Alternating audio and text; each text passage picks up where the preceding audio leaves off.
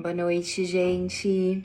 O vídeo de hoje vai ser sobre um assunto que vocês têm me perguntado bastante e que tá gerando mais curiosidade, né, nessa época aí de pandemia que a gente tá vivendo, que é o seguro de vida.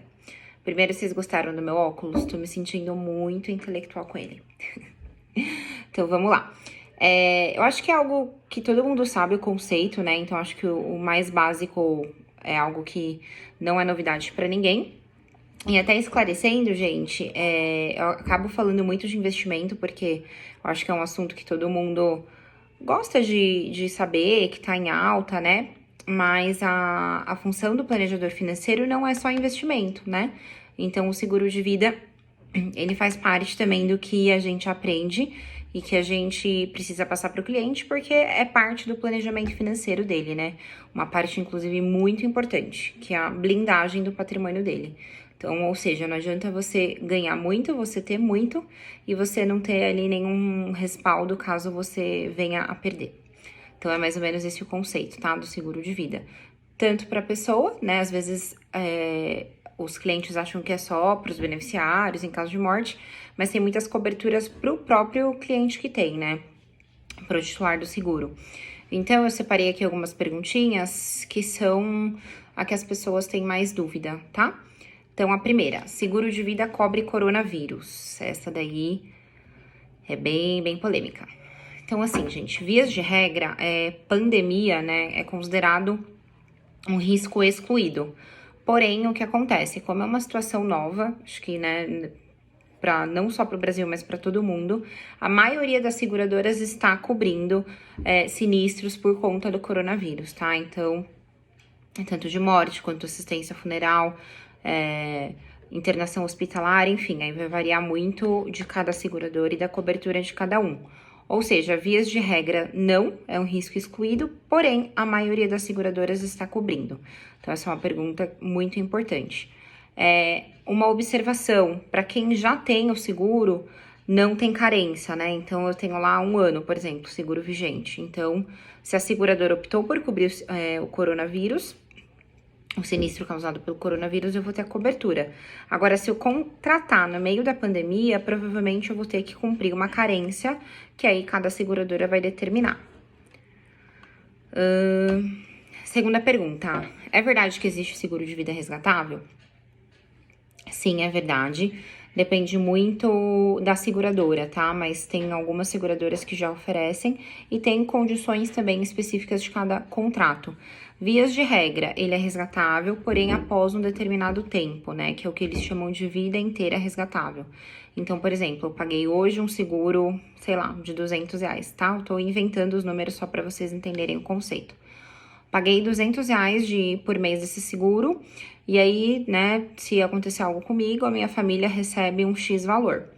Se não acontecer, eu vou resgatar 100% do valor que eu guardei nesse seguro depois de 10 anos, né? Então, isso depende muito de cada seguradora, mas existe sim, tá? É uma modalidade bem interessante e brasileiro que tem essa cultura, né, de não se preocupar tanto com o seguro de vida e mais com guardar, com investir, é uma alternativa, tá bom? Terceira pergunta. Reenquadramento etário. Então, existe, tá? Quanto mais jovem você fizer a proteção de vida, mais barato vai ser por conta do risco idade. E tem alguns seguros que congelam, então tem alguns casos do vida inteira, por exemplo, que se você contratar, por exemplo, tenho 28 anos, contratei e pago R$ 200. Eu vou pagar R$ 200 mesmo quando eu tiver 60, tá? Tem algumas seguradoras que congelam isso. Porém, vias de regra, existe um reenquadramento etário e ele pode ser anual ou a cada 5 anos, tá? Depende da seguradora. Quem são os beneficiários? Então, pode ser qualquer pessoa que o cliente ele indicar. Se ele não indicar, vai ser beneficiário legal. Se for casado, 50% cônjuge, 50% para os próximos herdeiros, né? Os herdeiros mais próximos. Então, por exemplo, sou casada e tenho 2 filhos, 50% para o meu esposo, 25% para cada filho. Cobre suicídio, né? Uma pergunta aí que os clientes, eles também têm bastante dúvida, né? E vocês aí que me assistem provavelmente também. Cobre sim, porém existe uma carência de 2 anos, tá? Então, só vai cobrir se for morte por suicídio, depois de 2 anos da data de contratação. E por último, e não menos importante, uma cobertura que é bem legal, eu gosto muito, que é a DIT, que chama Diária de Incapacidade Temporária, que algumas seguradoras oferecem, tá? Então, o que é isso, gente? É como se fosse um seguro da renda da pessoa, tá? Então, a seguradora ela vai pagar pelo dia que a pessoa tiver incapacitada de trabalhar, seja por doença, seja por acidente, tá? Geralmente existe uma carência, então algumas seguradoras passam a pagar a partir do 15º dia de afastamento, a partir do 13º, depende muito do contrato de cada seguradora. Mas isso é muito legal para autônomos, né? Para funcionários CLT também, que às vezes fica naquela dependência de receber o INSS, a gente sabe que não é fácil, e é algo que a pessoa usufrui em vida, então é muito legal. E, né, não dentro dessa cobertura, mas também é o mesmo assunto, existe doenças graves. Então, diagnóstico de câncer, alguns seguros cobrem infarto, enfim, são coberturas que caso a pessoa tenha o diagnóstico da doença grave, que aí cada seguradora vai determinar, né, o que é considerado doença grave, vai receber ali a indenização. Então, acho que em resumo é isso, são os tópicos aí mais importantes, né? Espero que vocês tenham gostado. É um produto que particularmente eu gosto bastante, tá bom, gente? Um beijo!